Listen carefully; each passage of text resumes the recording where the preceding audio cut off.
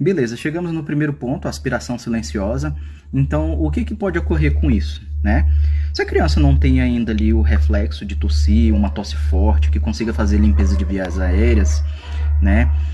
Se ela não consegue eliminar aquele alimento que foi ali para o pulmão através de uma tosse, a gente vai ter pneumonias de repetição, que muitas vezes são confundidas aí com imunidade baixa, né?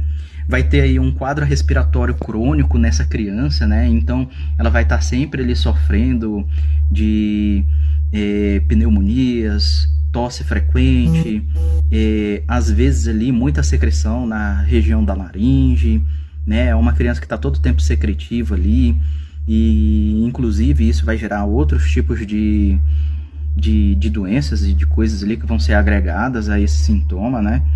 Então, assim, sempre vai ser relacionada a quadros respiratórios.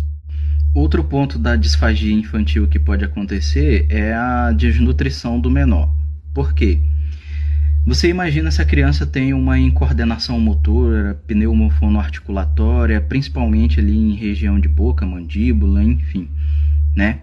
Então, ela vai fazer um esforço muito grande, principalmente mastigatório, um esforço muito grande respiratório e muscular para poder coordenar isso tudo. Então, isso exige um gasto calórico muito grande da criança. E aí, o que acontece na maioria das vezes? Vem a desnutrição. Porque se ela percebe que ela está ficando muito cansada, que está dando trabalho para comer, que é difícil se alimentar, essa criança ela vai começar a fazer a recusa e cada vez mais ela vai comer menos, né? Então, se ela come menos, ela tem menos aporte calórico, ela vai desnutrir mais rápido. E a gente chega em mais um ponto que é o trauma alimentar, né?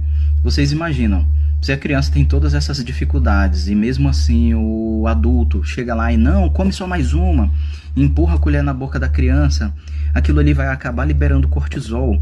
Aí o cortisol deixa a criança ansiosa, deixa a criança estressada, você reduz ali a motilidade do intestino, todo o estômago da criança vai funcionar com menos efetividade, e aí você desencadeia uma série de coisas que você não quer para sua vida.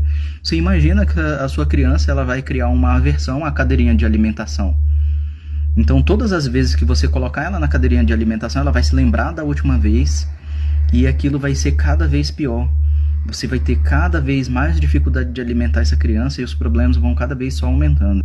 E aí a gente chega em mais um ponto. Vocês verem só que um simples diagnóstico comprometer aí todo o desenvolvimento de uma criança. E agora a gente vai falar do desenvolvimento oral. Imagina de sensibilidade e esquecer da tonicidade de musculatura, principalmente ali questões motoras dessa. E a criança vai crescer ali com uma vida de compensações. E essas compensações, infelizmente, principalmente a criação, né, trazer uma série de problemas, principalmente ali que a gente acaba verificando muito, alguns desvios de mandíbula, um classe 1, classe 2 de Engel. E aí, pessoal, é onde entra o olhar clínico de um fono que está mais por dentro das coisas, né? Que não vai fazer aquela visão somente clínica ali, porque já veio com diagnóstico de autismo, ou por mais que não tenha um diagnóstico, deixar que isso passe batido, tá? Então, eu vou deixar um quadro aqui para vocês no próximo story, para vocês verem aqui. É um quadro comparativo, tá, que eu fiz com alguns sinais e algumas coisas que para vocês conseguirem diferenciar o que pode ser seletividade e o que pode ser realmente disfagia, tá? Aí, pessoal, um adendo para a gente poder finalizar, tá, sobre esse assunto, né? Crianças neurodivergentes, TEA, TDAH, síndrome de Down, PC ou qualquer outra coisa relacionada à neurodivergência, vão ter ali geralmente a dupla comorbidade, tá? Tanto a seletividade alimentar como a questão da disfagia. Por quê? Porque a sensibilidade oral dessa criança está alterada e devido à sensibilidade oral estar alterada, pode causar ali os distúrbios de disfagia, tá?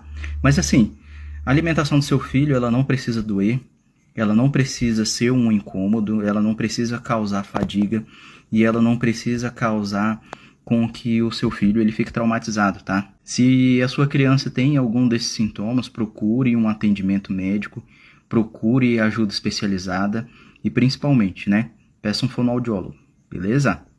Para tu, cabeção, que veio no meu privado, né, pedir as fontes e se dá o trabalho de pesquisar, prepara o dedo aí para clicar nos links e estudar. Lógico, não vou colocar todas as fontes, porque aí é querer demais, né? Vou colocar algumas atuais e algumas que falam sobre o que a gente estava conversando aqui agora, tá? Umas com link e outras não. Você pega aí o nome do estudo e vai atrás da referência. Outra coisa que eu vou dizer, nunca acredite em tudo que lhe falem. Pesquise por conta própria.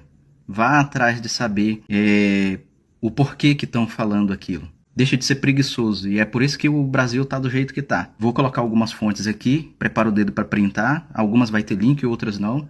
E aí é isso aí, tá? Boa noite para vocês.